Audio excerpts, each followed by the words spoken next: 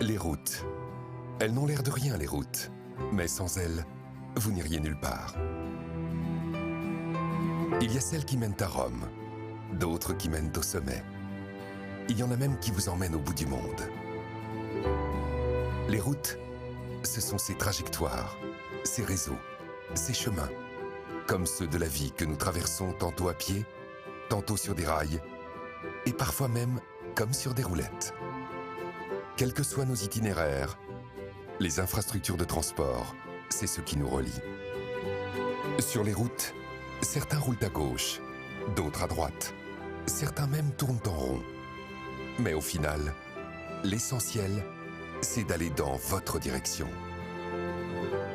Les routes facilitent la mobilité, dessinent des économies, créent du partage. Elles tissent et resserrent les liens entre les territoires et entre les hommes. Chez Colas, depuis 1929, nous ouvrons la voie pour vous permettre de vous déplacer, d'échanger et de vous retrouver.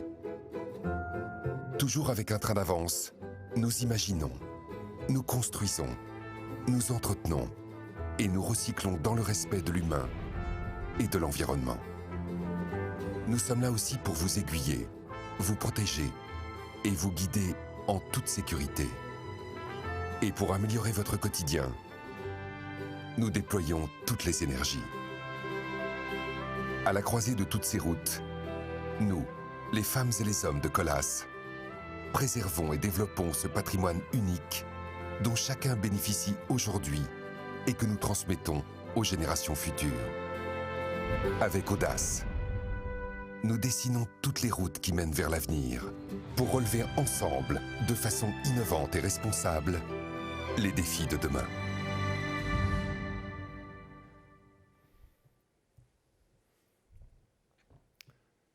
Bien, bonjour et bienvenue à cette réunion d'information sur les résultats de Colas 2020.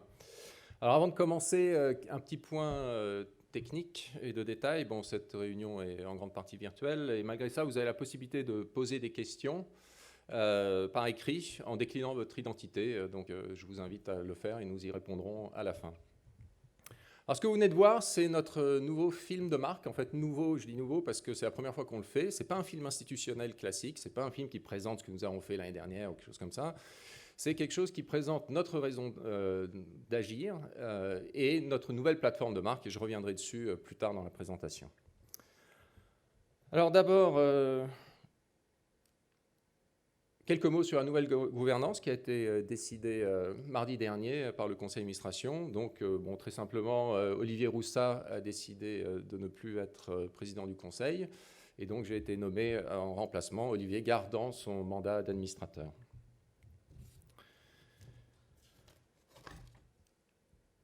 Alors, revenons un peu sur l'année 2020.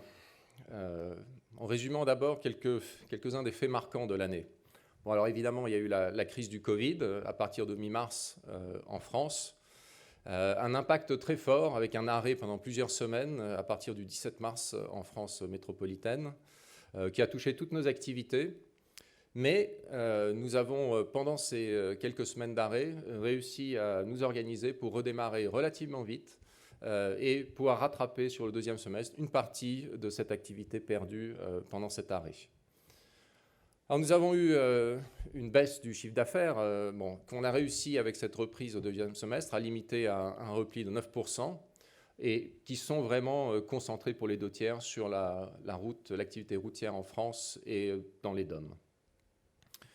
Notre résultat opérationnel courant s'en retrouve en retrait de 1,1 point. Ce qui s'explique, on explique même un peu plus que cela par les effets de la crise sanitaire. Et donc, au-delà de la crise sanitaire, si on faisait abstraction de ça, notre performance est quand même plutôt meilleure qu'en 2019. En termes de cash, nous avons constaté une bonne résistance de notre cash flow libre, supérieur à 350 millions d'euros, et ce qui nous a permis de réduire fortement l'endettement financier net, qui à la fin 2020 était quasi nul. 2020 aura également été l'année de notre engagement fort sur la voie de la RSE, avec l'annonce à mi-décembre de notre nouveau projet d'entreprise centré sur la RSE et de nos engagements de réduction de gaz à effet de serre. Nous avons également en 2020 poursuivi notre dynamique d'innovation avec de nombreuses expérimentations de notre concept Flowell, en particulier à Nantes. Et nous avons également, dans le domaine du BIM, continué à gagner des prix, 2 BIM d'argent, l'un pour un projet au Maroc sur un parc éolien et l'autre pour un projet également lié à Flowell sur le boulevard circulaire de la Défense. Le chiffre d'affaires, comme vous pouvez le voir là, depuis 2016, vous voyez son évolution donc, est en croissance, avec l'accident 2020 dû à la crise du Covid, donc un retrait du chiffre d'affaires de l'ordre de 10% à 12,3 milliards d'euros. Alors c'est intégralement dû au Covid, c'est concentré sur le premier semestre avec un rattrapage au deuxième semestre, et c'est très concentré, comme je le disais tout à l'heure, sur la France et sur les DOM, et dont l'océan Indien. Ce chiffre d'affaires est réparti entre l'international et la France. L'international continue à prendre du poids, c'était le cas les années passées également, avec 55% du chiffre d'affaires total qui se fait à l'international en 2020 par rapport à 52% en 2019. La répartition par activité, elle, reste stable d'une année sur l'autre, avec le gros 72% dans la construction routière, le deuxième domaine étant la vente de matériaux de construction pour 18%, le ferroviaire à 9% et l'activité transport d'eau et d'énergie à 1%. En termes de résultats opérationnels courants, il est en retrait, je le disais tout à l'heure, pas loin de 180 millions d'euros. Nos calculs estiment l'impact du Covid à un retrait de 190 millions, donc explique plus que ce retrait. Il y a eu au deuxième semestre un rattrapage très fort sur le ROC, en particulier en France et au Canada, avec une performance au deuxième semestre de Colas en termes de revenus opérationnels courants qui est meilleure que le deuxième semestre 2019. Donc il y a vraiment un accident sur le premier semestre lié au Covid. Sur 2020, nous avons signé beaucoup de contrats importants. Alors, je ne vais pas tous les passer en revue, mais pour résumer un peu, sur le Canada, on a pris de nombreuses commandes. Et en fin d'année 2020, une commande particulièrement importante sur une ligne de tramway à Edmonton, qui est un projet qui fait 1,7 milliard de dollars canadiens. Et où nous sommes à 50% avec un partenaire, donc c'est les chiffres que vous voyez là. Mais il y a eu de nombreux autres projets, dont le premier projet canadien que Colas Rail a signé à Toronto. Aux États-Unis, nous avons pris de nombreux gros projets autoroutiers, et le carnet de commandes est à un niveau élevé, ce qui est important vu les incertitudes qu'il peut y avoir aux États-Unis en ce moment.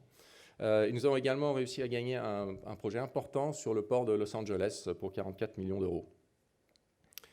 Dans le domaine aéroportuaire, nous avons également de nombreux succès, en particulier l'aéroport du Luxembourg, qui est une belle affaire, et la troisième piste de l'aéroport de Bangkok, pour une quote-part. C'est un projet de 300 millions et notre quote-part Colas est de 145 millions d'euros.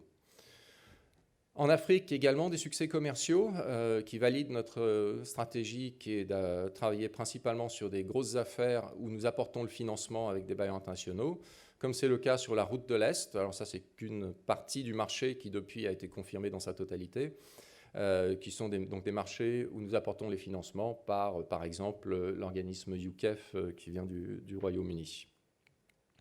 En France, nous avons eu des succès sur le Grand Paris et il y a une grosse activité commerciale en cours sur les divers projets du Grand Paris.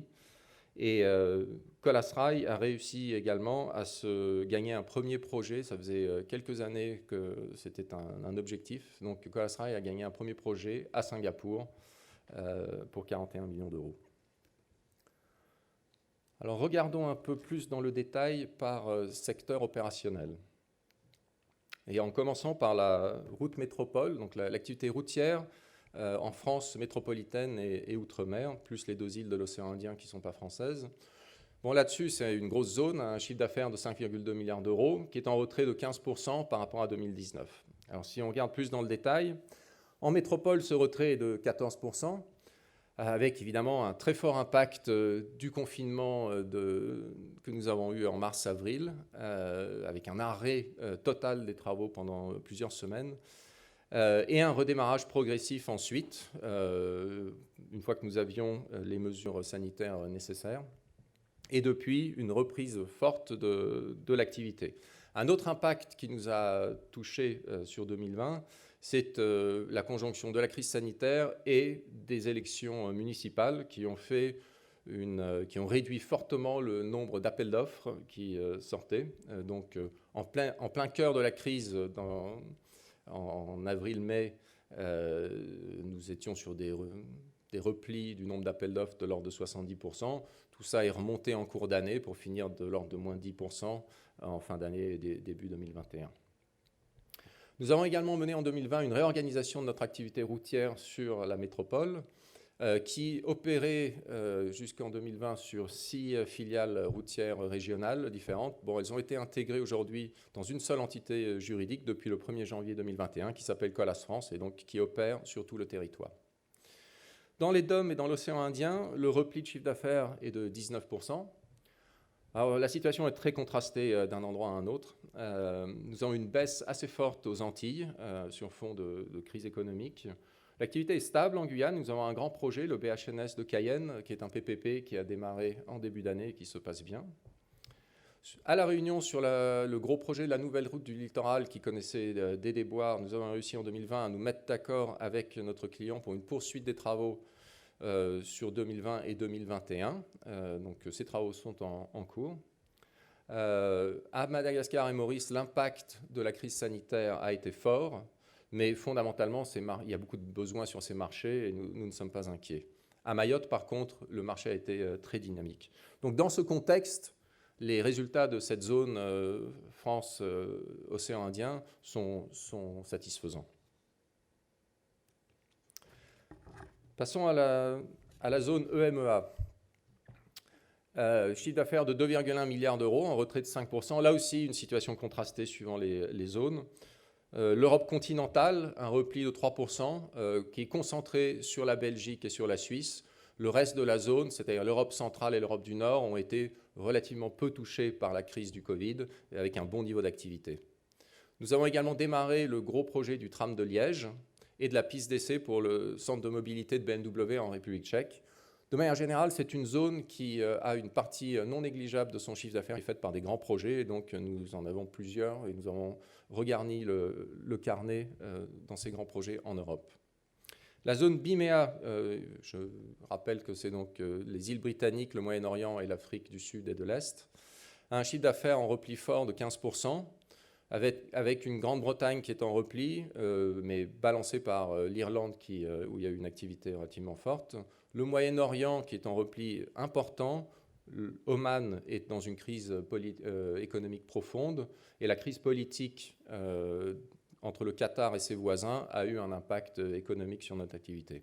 Ça s'est réglé en fin d'année, donc on pourrait entrevoir de meilleurs jours en 2021.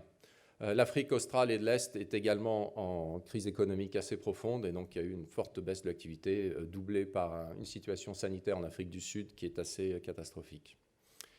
Pour finir, la zone Macao, Maghreb, Afrique centrale, Afrique de l'Ouest, a un chiffre d'affaires en 2020 stable par rapport à 2019. De manière générale, les pays d'Afrique de l'Ouest et d'Afrique centrale sont peu touchés par la crise sanitaire et donc on a pu maintenir un niveau d'activité en progression dans ces pays. Le Maroc, lui, par contre, a été touché par la crise assez fortement, avec des confinements et des choses comme ça. Et malgré cela, les équipes au Maroc ont pu maintenir un niveau d'activité qui n'est qu'en légère baisse. Donc finalement, sur la zone EMEA, nous avons quand même une bonne résistance de l'activité dans son ensemble. Passons aux États-Unis. États-Unis, où nous faisons 1,7 milliard d'euros de chiffre d'affaires en 2020, en repli de 4% par rapport à 2019. Bon, vous le savez, le contexte en 2020, à la fois économique, social, a été perturbé. Il y a également eu le contexte de l'élection présidentielle, donc tout ça crée beaucoup d'incertitudes. Ce qui est important pour nous, c'est que l'activité que nous faisons a été très vite déclarée essentielle aux États-Unis, et donc nous avons pu continuer à opérer, moyennant des mesures que nous avons prises, dans quasiment tous les États où nous sommes. Nous avons également réussi à rentrer beaucoup de commandes sur 2020, ce qui est une bonne chose dans ce contexte un peu de transition et d'incertitude. Et depuis début 2020, les actifs de Granite Contracting dont nous avions fait l'acquisition ont été intégrés, ils sont en Caroline du Nord, ont été intégrés à notre opération à travers la filiale Reeves que nous avons dans les Carolines. Et donc, globalement, notre activité et notre performance aux États-Unis, malgré la crise sanitaire, a été préservée. Le Canada a un chiffre d'affaires comparable, 1,7 milliard d'euros, en très faible retrait de 2% par rapport à 2019, en fait, qui vient d'écarts de change principalement. Alors, l'environnement économique est plutôt bon, sauf dans la province de l'Alberta, qui connaît une crise, sur fond de crise pétrolière, en fait, une crise économique assez profonde. Nous avons fait au Canada, globalement, une excellente année. Le timing du Covid par rapport à la saison, vous comprenez que la saison au Canada est très resserrée à partir du mois de mai-juin. Et le timing a été bon puisque le Covid là-bas a eu son pic plutôt avant notre période de construction, donc avec peu d'impact sur notre activité. Et est venu se rajouter à ça des conditions météorologiques véritablement exceptionnelles, ce qui nous ont permis de travailler tard dans la saison, ce qui a toujours un impact évidemment bénéfique sur notre activité. McAsphalt, notre filiale de distribution et de négoce de bitume, a fait une année véritablement exceptionnelle avec de très bons résultats. Et cette très belle année au Canada a fini un peu en apothéose avec le gain du projet de la ligne de métro Valley Line West à Edmonton dont je parlais tout à l'heure et qui va être un socle de stabilité pour notre activité au Canada et qui est aussi un grand projet pour Colas Rail en Amérique du Nord. Donc au global, de très bonnes performances du Canada sur 2020. Passons maintenant à l'Asie-Pacifique. Alors je rappelle que notre activité dans la zone Asie-Pacifique est principalement faite à travers nos co-entreprises que nous avons en Thaïlande, TIPCO, et en Inde avec Incol. Donc ces entreprises ne sont pas consolidées, elles sont traitées par mise en équivalence. Néanmoins, je vais en parler ici. Donc sur l'Asie, on a eu un bon niveau d'activité de TIPCO, qui fait la deuxième meilleure année de son histoire.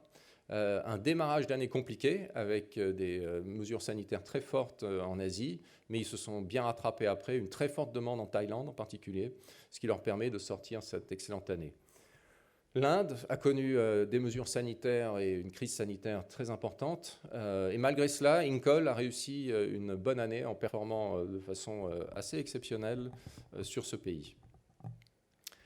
L'Australie a connu une contraction du marché. Néanmoins, notre activité, que ce soit l'activité de vente de produits bitumineux et d'émulsions ou même l'activité routière, est restée relativement soutenue vu les circonstances.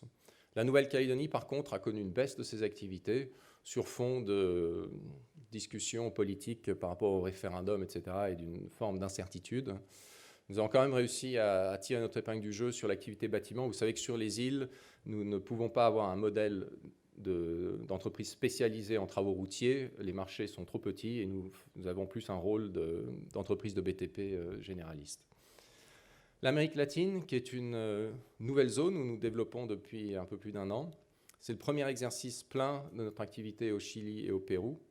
Alors, ces deux pays ont été très touchés par le Covid. Le Pérou est un des pays les plus touchés par le Covid. Bon, notre activité est principalement minière là-bas, et donc avec peu de frais fixes. Et donc, malgré ce quasi-arrêt de l'activité, cela n'a pas trop impacté nos comptes. Au Chili, il y a eu une crise sanitaire, mais qui est doublée d'une crise sociale avec de nombreux événements. Maintenant, c'est un pays qui est assez bien organisé et dont nous sentons que l'économie est en train de repartir. Donc, on a eu une année 2020 assez difficile, mais nous avons bon espoir que les choses se normalisent en 2021. Voilà. Donc, sur cette zone, finalement, un bon niveau de résultats, surtout porté par la très bonne performance de TIPCO. Alors, passons au ferroviaire. Le ferroviaire a un chiffre d'affaires d'à peu près 1 milliard d'euros, en contraction de 4% par rapport à 2019.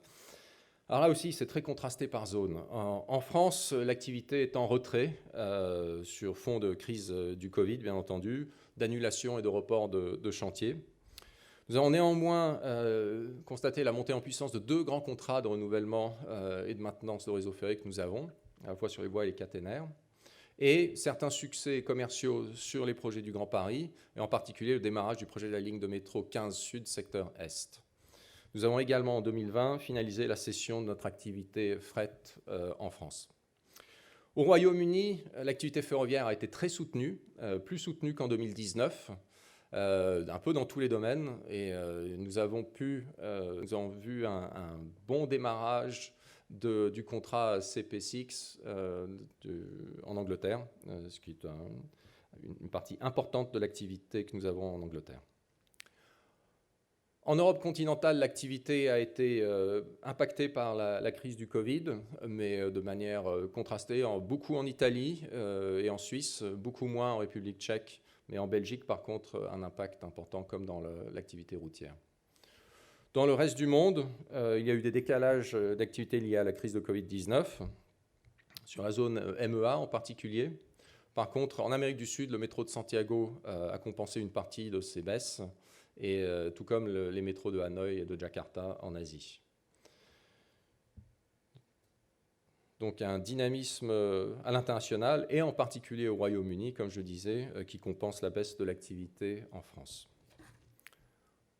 Pour finir, les autres activités, donc l'activité de transport d'eau et d'énergie, pipeline et câbles, portée par l'entreprise SPAC, qui fait un chiffre d'affaires de 200 millions d'euros, en repli assez net par rapport à l'année dernière. Bon, c'est une activité qui est principalement en métropole, donc il y a eu l'impact du Covid que nous connaissons en métropole, mais qui a été bien rattrapé quand même sur le deuxième semestre, avec des clients privés qui ont eu tendance à vraiment bloquer SPAC et nous empêcher de travailler pendant une longue période, mais derrière, on fait un effort pour essayer de rattraper le plus possible cette activité, pas totalement bien sûr, mais... Et donc cette activité est repartie sur des bonnes bases. Néanmoins, le marché de pipeline en France n'est pas très porteur en ce moment, avec en particulier l'absence de grands projets gaziers. Autre activité que nous avons, sur laquelle nous sommes concentrés en 2020, c'est toute l'activité de négoce de bitume. Alors vous savez que nous faisons ce métier en Asie à travers TIPCO, en Australie à travers SAMI, Mac Asphalt au Canada, mais nous la faisons très peu sur la zone EMEA. Et donc, en 2020, nous avons créé une entreprise dont c'est la vocation, qui s'appelle Continental Bitumen Limited, qui est basée en Irlande, parce que sur cette zone, c'est en Irlande que nous faisions déjà cette activité de manière assez extensive. Donc ça a été créé en 2020, et la vocation de cette entreprise, donc, c'est de développer ce métier de négoce et de distribution de bitume sur toute la zone EMEA, y compris la France métropolitaine. Alors pour ce faire, et pour quelque part en prévision des gros changements qu'il va y avoir sur le marché du bitume, nous avons passé fin 2020 la commande de 2 bitumiers de 20 000 tonnes de capacité chacun pour pouvoir faire du mouvement de bitume sur des plus grandes distances et à des coûts plus compétitifs. Des bitumiers de cette capacité n'existent pas sur le marché, enfin ne peuvent pas être loués. Il y en a très très peu, donc c'est vraiment des engins assez exceptionnels. Et nous avons fait le choix également de commander ces navires sous la forme de green ship, c'est-à-dire c'est ce qui se fait de mieux aujourd'hui en termes de performance environnementale. Donc ils sont une propulsion basée sur du gaz liquéfié, avec des formes qui réduisent la traînée, réduisent la consommation d'énergie, etc. C'est vraiment le nec plus ultra en termes de navire d'un point de vue environnement. Voilà, avant de poursuivre et de passer au compte, j'ai beaucoup parlé du Covid, c'est un peu normal. En forme de clin d'œil, on a un petit film pour vous montrer, parce qu'une image vaut 1000 mots, montrer un peu ce à quoi pouvait ressembler notre environnement de travail pendant la crise du Covid.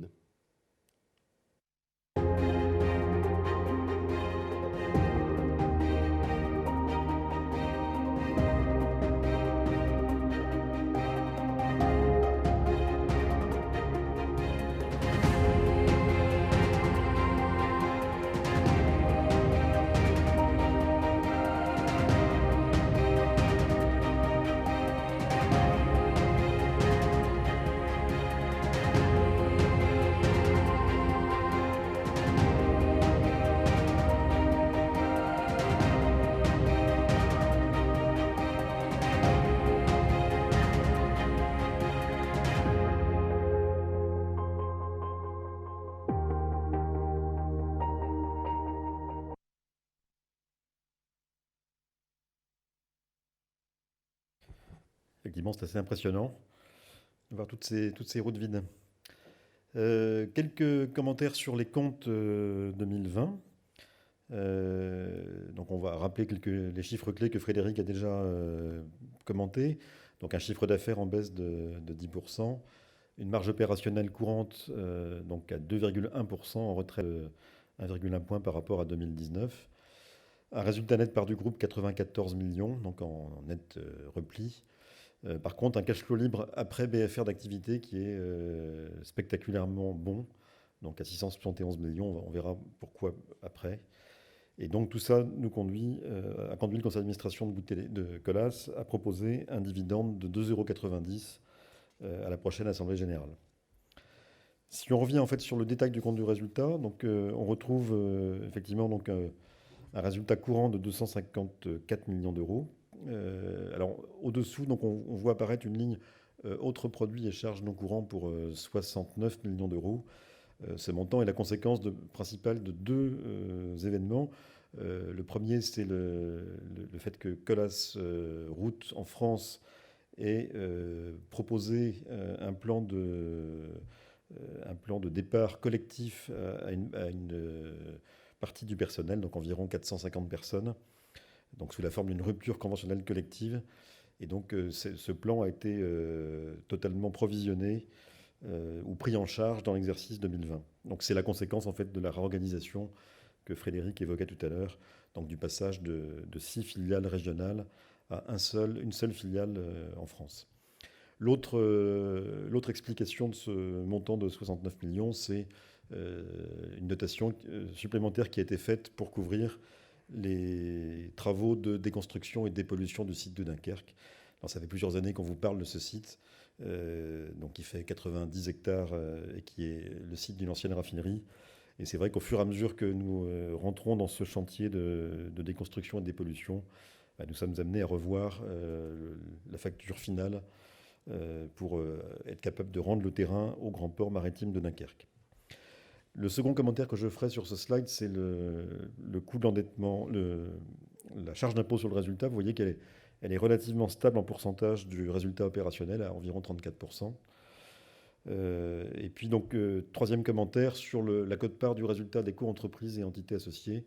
Cela reflète principalement en fait, la bonne tenue des résultats de TIPCO en Thaïlande, donc qui a fait une très bonne année malgré les difficultés liées au Covid et à l'approvisionnement en brut vénézuélien. Voilà, donc au final, l'année se solde par un résultat net de 94 millions d'euros, donc en fort repli par rapport à 2019. Si maintenant on regarde en fait la performance en termes de cash, donc sur ce graphe, vous voyez effectivement que la capacité d'autofinancement est en assez fort repli par rapport à 2019, mais finalement l'écart de 140 millions d'euros a été quasiment compensé par la réduction des investissements d'exploitation. Donc nous avons en fait réagi très vite pour réduire en fait nos investissements. Et finalement, quand on prend la différence, le solde entre la CAF et les investissements nets, nous sommes pratiquement au même niveau que 2019. Donc nous avons vraiment réussi à préserver la génération de cash flow sur l'exercice. L'autre élément positif de ce graphique, c'est la variation du BFR d'activité. Donc vous voyez que nous avions consommé 30 millions d'euros en 2019 et que nous avons généré 313 millions d'euros de liquidités avec le BFR en 2020, donc une progression spectaculaire. C'est le reflet de plusieurs phénomènes. Le premier, c'est l'attention portée à la réduction du découvert client, qui a été vraiment un axe très fort de travail de l'ensemble des géographies de Colas.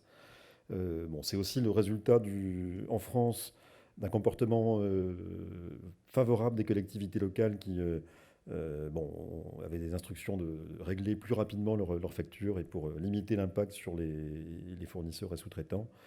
Et puis globalement, il y a également un impact plus difficile à cerner mais réel de l'évolution du cycle d'activité avec le Covid sur 2020. Voilà, mais au total, donc, une performance extrêmement favorable de l'évolution du BFR sur 2020. Donc tout ça nous conduit à un cash flow libre après BFR d'activité de 671 millions, donc quasiment le double de ce que nous avions fait en 2019.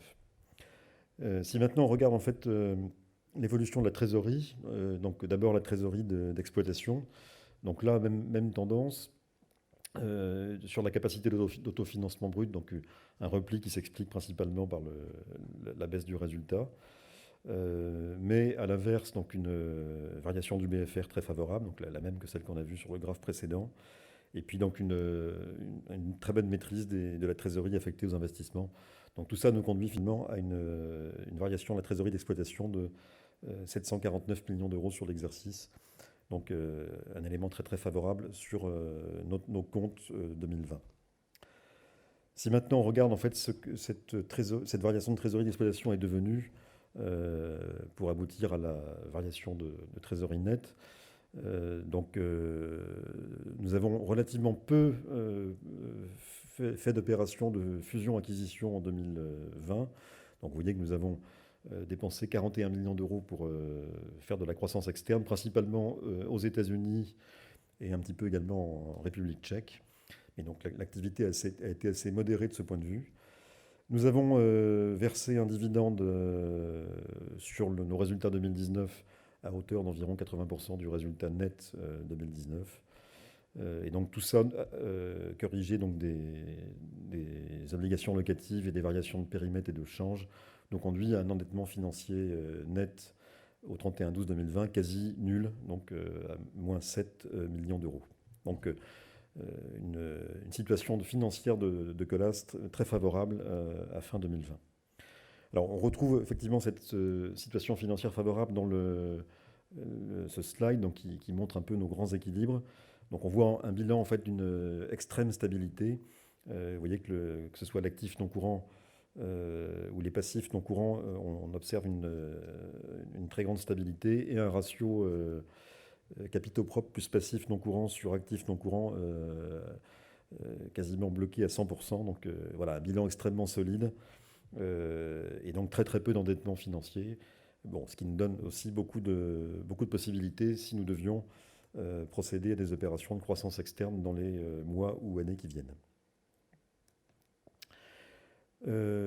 Fort de tout ce qu'on vient de voir en termes de résultats et de structure de bilan, donc nous avons recommandé au conseil d'administration qui l'a validé de proposer à l'Assemblée générale ordinaire un dividende de 2,90 € par action, ce qui revient en fait à distribuer environ 95 millions d'euros, soit sensiblement la totalité du résultat net consolidé de l'exercice.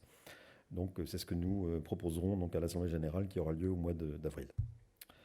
Voilà pour les quelques éléments sur les comptes et je laisse la place à Frédéric pour parler de stratégie.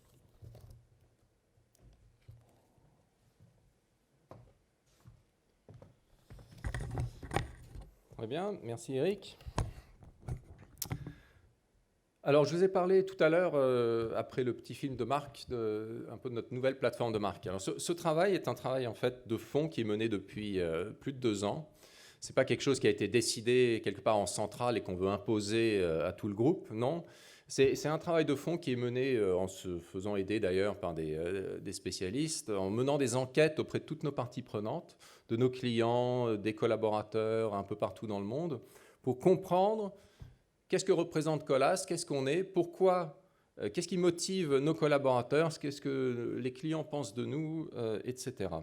Et en fait, on s'est rendu compte que où qu'on soit, il y avait énormément de choses en commun et nous représentions la même chose. C'est ce que nous avons cherché à résumer dans cette nouvelle plateforme de marque, donc avec une redéfinition de notre mission, qui est d'imaginer, de construire et d'entretenir les infrastructures de transport, et cela de façon responsable, à partir de notre ancrage local à travers le monde. Tous les mots ont une importance dans cette mission et ne sont pas là par hasard. Notre raison d'agir, c'est de relier les hommes, c'est à ça que nous servons, et faciliter les échanges dans le monde d'aujourd'hui et de demain. Notre ambition, c'est d'être, je dirais même de rester, le leader mondial des solutions de mobilité innovantes et responsables. Et nos valeurs sont le respect, le partage, l'audace, qui est une traduction en fait de la même chose en anglais, mais ces valeurs sont venues plutôt en anglais, qui sont donc caring, sharing et daring. Et donc nous déployons cette nouvelle plateforme de marque depuis l'année 2020 partout dans le monde. Alors en termes fondamentaux, nos marchés sont porteurs à long terme et le reste, ils ne sont pas remis, ça c'est pas remis en question par la crise sanitaire. Je vous rappelle que nous faisons 90% à peu près de maintenance et 10% de construction. Nous faisons ça sur le dos de besoins croissants pour la construction et la maintenance d'infrastructures de transport, avec des variations d'une zone à l'autre, bien entendu, et dans le temps. Mais fondamentalement, il y a des besoins croissants dans ce domaine.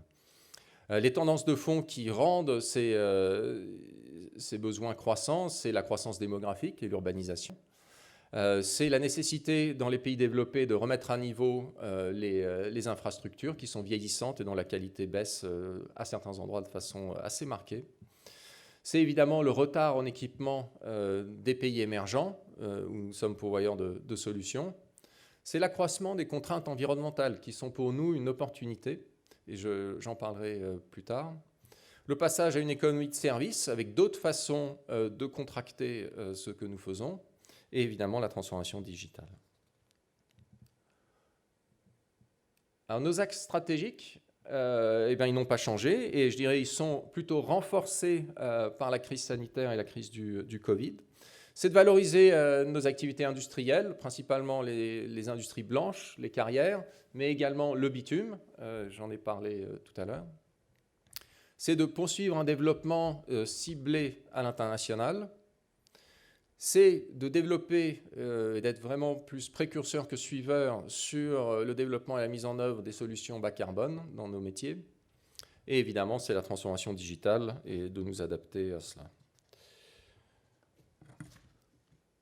Alors, en fin 2020, nous avons lancé notre nouveau projet d'entreprise qui est celui de la RSE.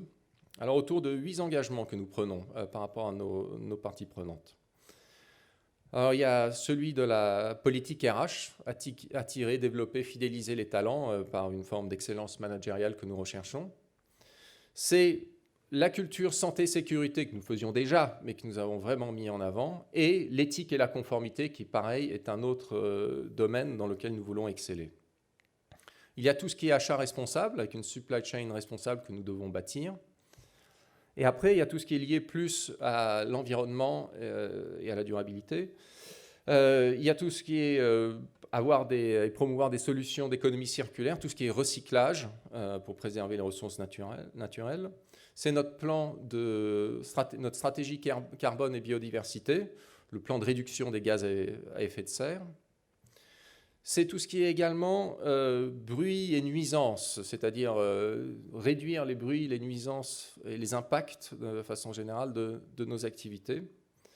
Et finalement, de manière un peu plus large, être apporteur de solutions qui répondent aux enjeux du développement durable des territoires où nous opérons. Alors, je vais rentrer un peu plus dans le détail de notre stratégie carbone, car elle a été présentée en décembre de l'année dernière, avec 2 objectifs forts que nous avons pris. Le premier, c'est d'ici 2030, une réduction de 30% de nos émissions directes, c'est-à-dire les scopes 1 et 2. En gros, c'est ce que nos engins, nos usines, nos postes émettent. Mais nous nous engageons également sur une réduction de 30% à 2030 de nos émissions indirectes, le scope 3A, tout ce qui se passe en amont de nos activités. Et ça, si vous regardez, vous verrez que c'est un engagement qui est peu commun et que la plupart de nos concurrents ne prennent pas. Ils se concentrent sur le scope 1 et 2. Il faut quand même savoir que le scope 1 et 2, chez nous, et ça va être pareil partout, pèse moins de 20% de la totalité des émissions que nous faisons. Alors, nous n'avons par contre pas pris en compte le scope 3B, toutes les émissions en aval de notre activité. En gros, là, c'est les émissions des voitures et des camions qui roulent sur nos routes. Ça, on ne pourrait pas le faire. Déjà, on n'a pas la main sur ça. C'est plus des politiques nationales qui peuvent impacter cela. Mais en plus, ça rendrait la partie sur laquelle nous avons la main totalement négligeable par rapport à ces émissions-là. Donc, il n'y a pas de sens à le faire. Donc, ça, c'est quelque chose que nous avons fait de façon totalement consciente.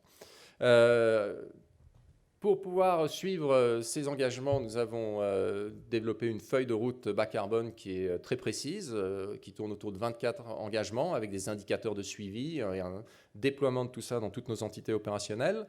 Un comité de la stratégie bas carbone qui s'assure de la bonne gouvernance de tout ça et évidemment de la sensibilisation et de la formation de nos collaborateurs à tous les enjeux climatiques pour pouvoir déployer ce programme.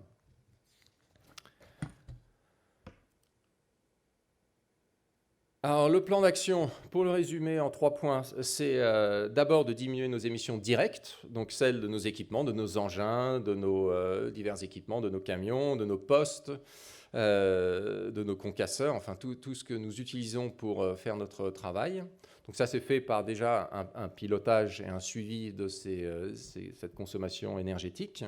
C'est par un plan de transfert progressif vers des engins et des équipements qui fonctionnent aux énergies renouvelables et de manière plus générale, le développement de toutes les solutions bas carbone que nous pouvons proposer.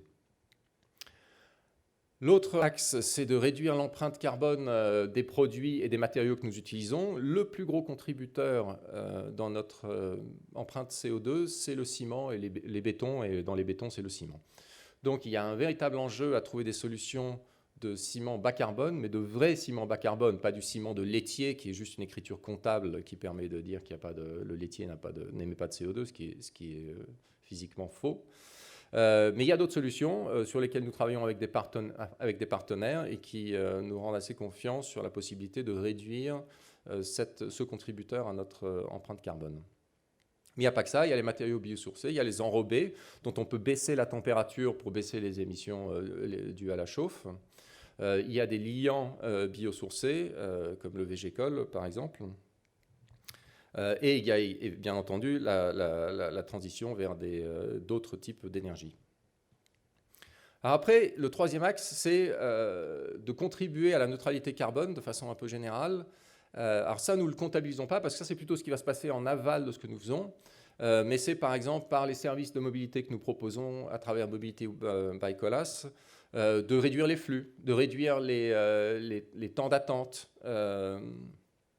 tout ce genre de choses qui permettent globalement de réduire. Alors ça, on ne le comptabilise pas parce que ça ne fait pas partie de notre bilan, mais par contre, nous contribuons à la planète à travers ces actions. Alors, quelques exemples plus concrets. Optimisation de nos camions et engins. On a 37 000 véhicules et engins chez Colas, c'est un chiffre important.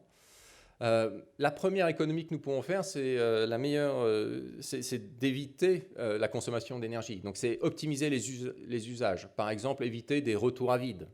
Il y a énormément de choses qu'on peut faire juste dans la façon dont notre flotte est utilisée pour réduire globalement l'utilisation d'énergie.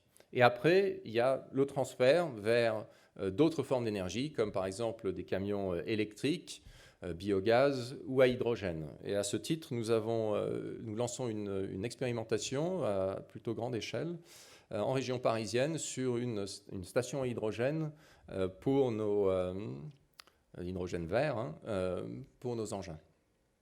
Autre exemple, vous savez que pour produire les enrobés, il faut chauffer en particulier les granulats. Et donc nous sommes en train d'expérimenter une chauffe à l'infrarouge qui permettrait d'économiser, de réduire de 50% la consommation énergétique et de réduire de 90% les émissions de CO2 équivalent venant de là. Bon, ça dépend évidemment du type d'électricité qu'on utilise. On va mettre ça dans des zones où il y a de l'électricité verte.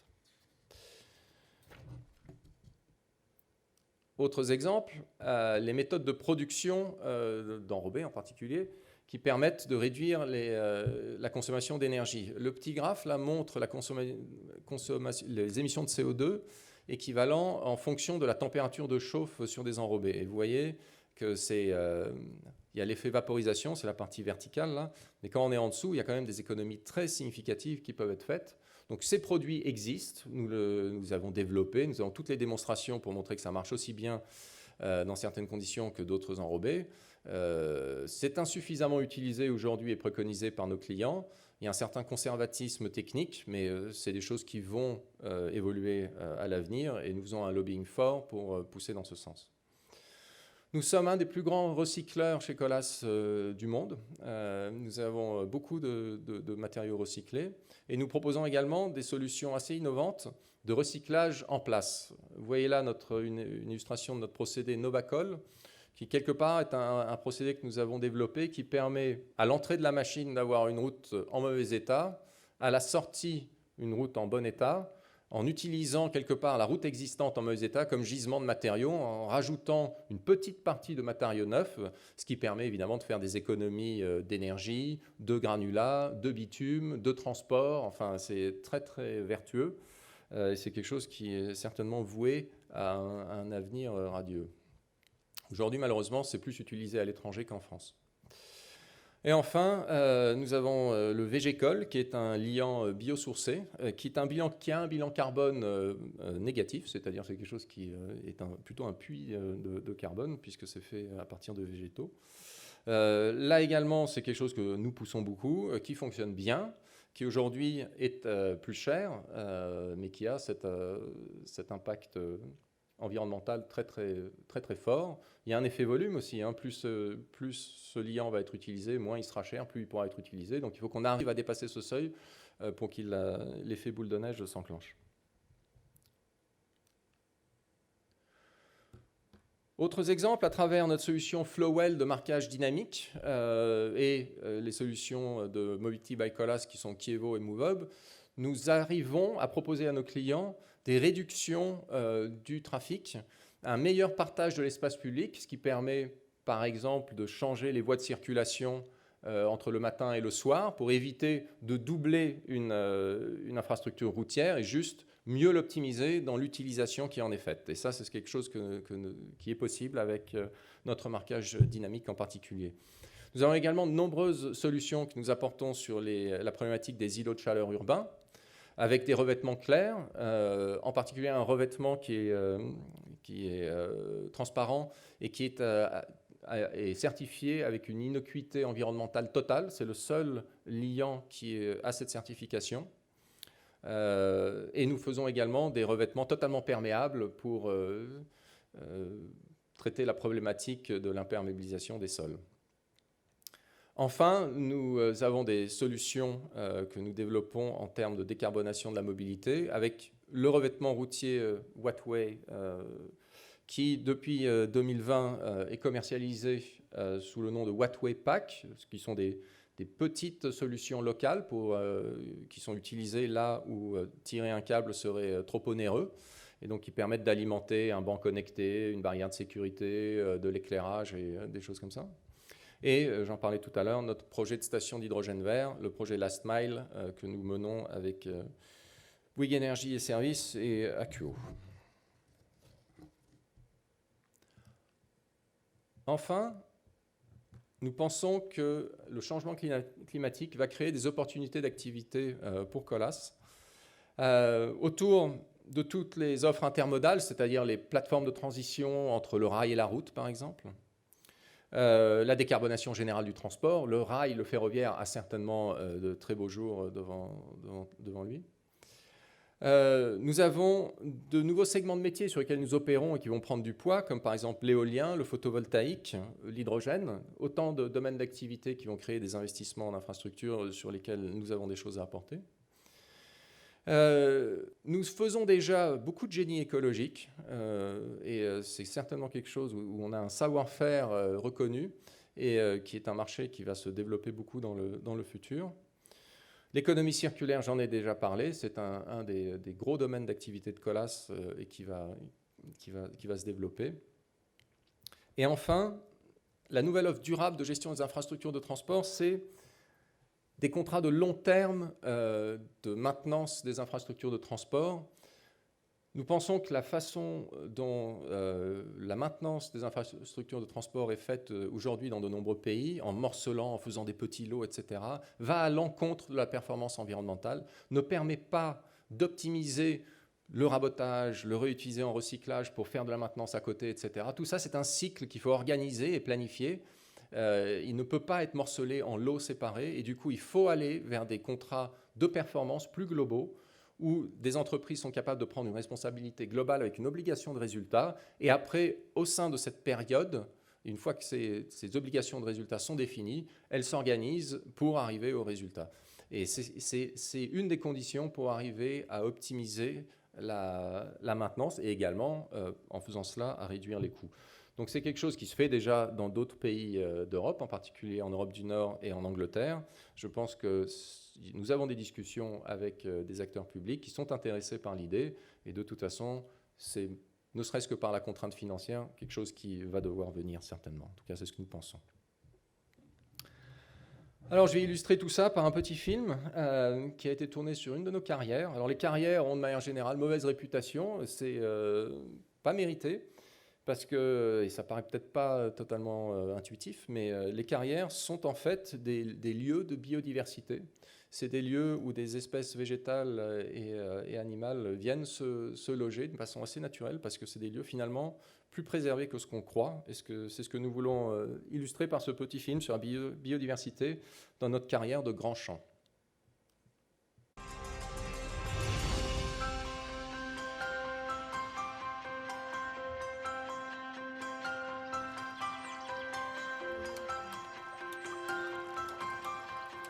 L'histoire, elle a commencé en 2008 avec l'obtention de notre arrêté préfectoral pour exploiter la carrière de Grand Champ sur 30 ans. Cet arrêté, il prévoyait la réhabilitation de 2 ruisseaux, le ruisseau de Kermelin et le ruisseau de Baudéan. Et ces travaux ont démarré en 2014.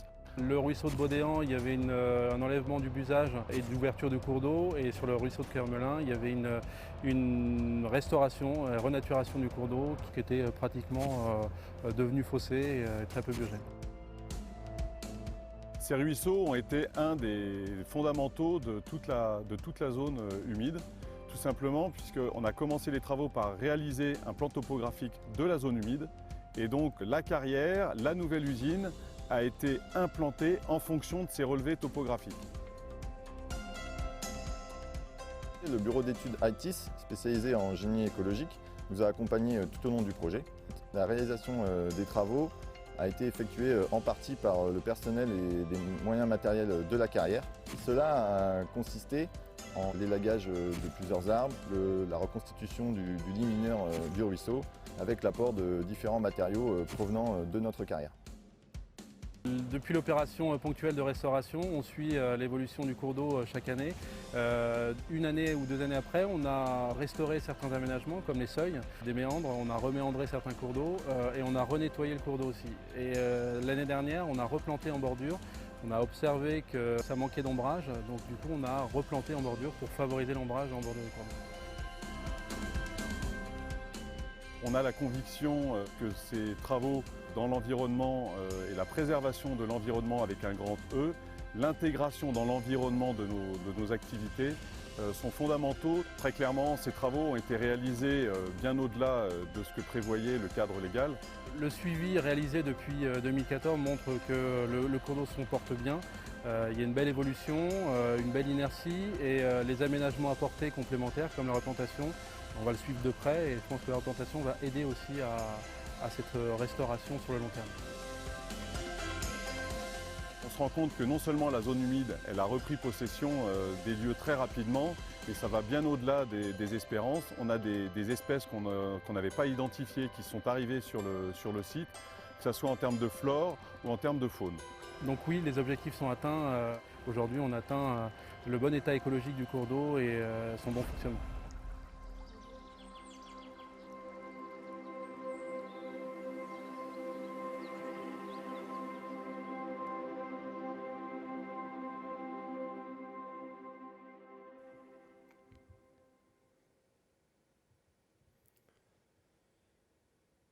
Bien, quelques mots sur les perspectives pour 2021.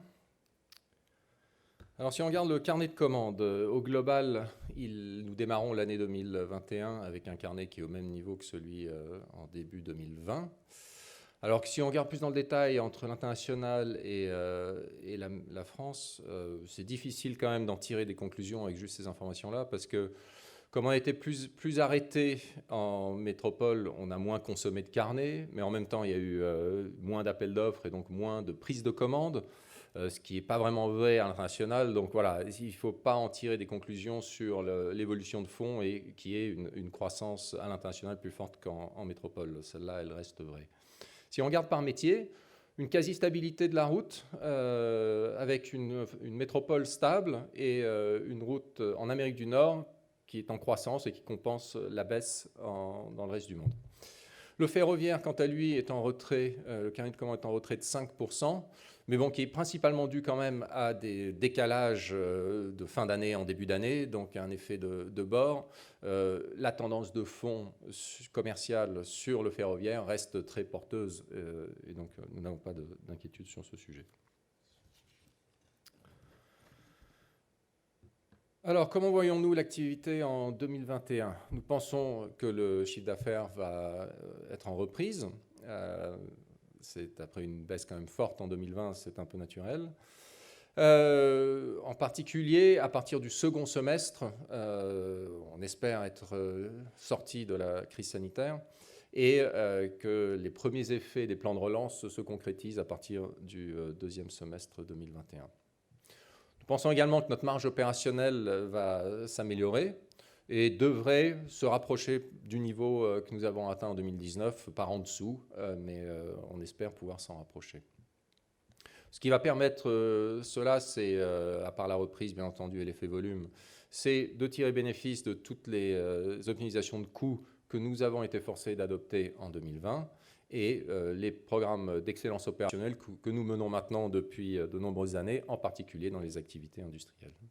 Enfin, 2021 sera la première année d'exercice du projet RSE dont j'ai parlé, et ce, dans toutes les unités opérationnelles du groupe.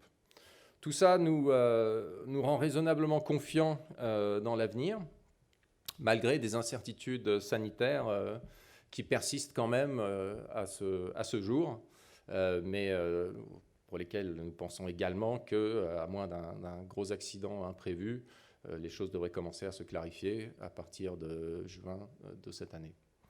Voilà, on va passer à la partie questions, s'il y en a, parce que ce n'est pas certain. Bon, pour le moment, nous n'avons pas de questions. Bon, donc n'hésitez pas à poser des questions, nous y répondrons, même si c'est en dehors de cette réunion. Voilà. Merci, merci à vous. Au revoir.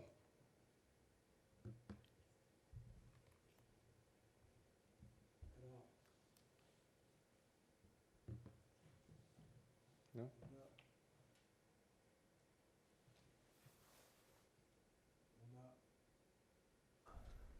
Qu'est-ce qui se passe ? Il y a une question ? Oui. Ah. Alors, nous avons une question de Jessica Ibelaïden avec des interrogations concernant le marché français. Vous évoquez un rattrapage important des appels d'offres en fin d'année. Est-ce que cela signifie que l'inquiétude exprimée par la profession concernant un trou d'air en début d'année n'est plus d'actualité ? Et est-ce que la dynamique retrouvée de la commande publique peut-elle le compenser, au moins en partie ? Alors, quand je dis un rattrapage, tout est relatif. Quand j'ai parlé de rattrapage, c'était par rapport à une chute sur les mois d'avril, mai, juin, de l'ordre de 70% du nombre d'appels d'offres sortis, et qui sont remontés en fin d'année de l'ordre de 10%. On est quand même sur une régression par rapport à 2019, donc ce n'est pas un rattrapage, c'est une moindre perte.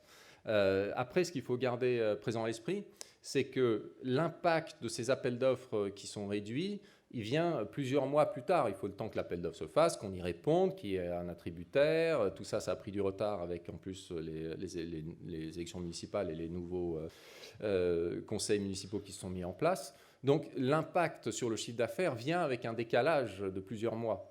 Donc non, on a toujours la crainte, et on constate d'ailleurs une chute, ou en tout cas que l'activité ne remonte pas sur ce début d'année.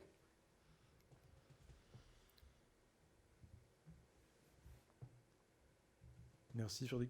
Pas d'autres questions pour le moment.